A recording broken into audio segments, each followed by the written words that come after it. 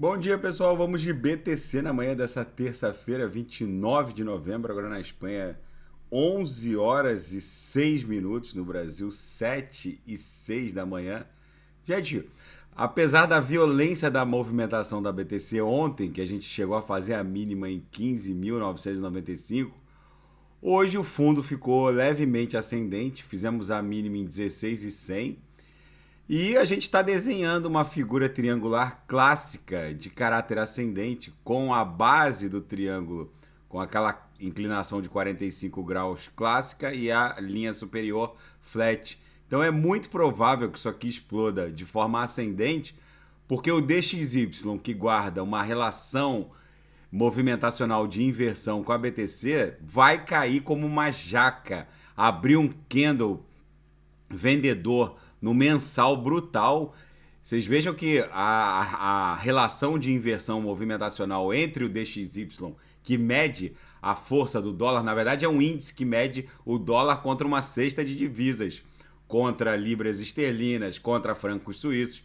Vocês vejam que se a gente botar aqui no gráfico da BTC, a sequência de candles vendedores aqui no mensal é proporcional à sequência de candles compradores do DXY no mensal, ou seja, quando o DXY sobe, a BTC cai e vice-versa.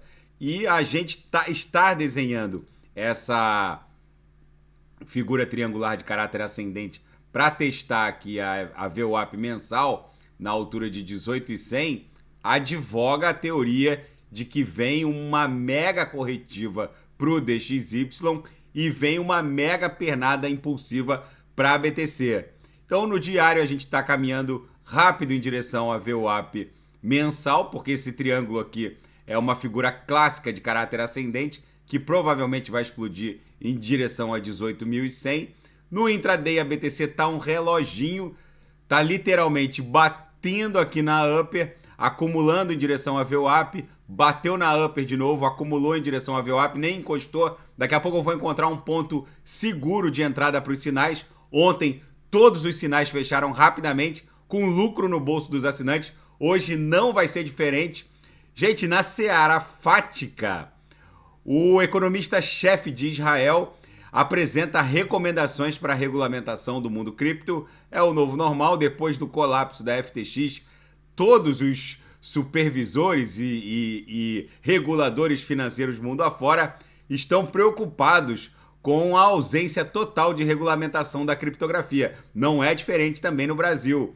E a comprovação da prova de reservas não é boa o suficiente. Um analista estava escrutinando com muito cuidado a prova de reserva da Binance e ele chegou à bizarra conclusão de que a exchange mantém 74,7 bilhões de dólares em tokens na data da demonstração ali em tempo real na CoinMarketCap, porém 23 bilhões de dólares são BUSDs, que são emitidos por eles mesmos em parceria com a Pax Gold, e 6,4 bi estariam em Binance Coin. Ou seja, se a metade da prova de reserva são recursos próprios emitidos pela própria exchange, isso aqui descaracteriza qualquer possibilidade de seriedade. E isso é mais um motivo para vocês fazerem o dever de casa no sentido da autocustódia, ou seja, manter os ativos criptos em wallets onde vocês detêm as chaves privadas. Not your keys, not your coins. Se as chaves privadas não são suas, os ativos criptos não são seus. Não estou dizendo que a Binance tenha problemas, só estou dizendo que é bizarro que a metade dos tokens que eles mostram como prova de reserva foram criados por eles mesmos. Ou seja, gente, quem quiser aprender tudo sobre autocustódia é só comprar o curso de autocustódia do canal ou assinar o Clube Ouro, que os nossos moderadores assessoram ali pessoalmente a criação de wallets seguros autocustodiados por vocês. E a BTC realizou agora nas últimas horas uma atualização muito importante e altamente polêmica. A atualização RBF, ou Replace by Fee, é um recurso que permite que uma transação seja alterada ou até mesmo revogada antes da primeira confirmação, ou seja, agora não é mais possível aceitar transações com zero confirmação na cadeia, na blockchain, já que é possível até mesmo revogar uma transação da BTC depois de enviada, já que essa atualização Replace by Fee permite alterar até a quantidade de BTC e, enfim, é polêmica essa transação porque muitos aplicativos aceitavam transações com zero confirmações desde que já estivessem na rede aguardando confirmação. Agora isso não mais é possível, já que o wallet que promove a transação pode revogar ou até mesmo alterar os valores. E o Kremlin vai seguir bombardeando a Ucrânia a menos que o Ocidente haja. Zelensky está ganhando a guerra terrestre, mas Putin leva uma larga vantagem na guerra aérea.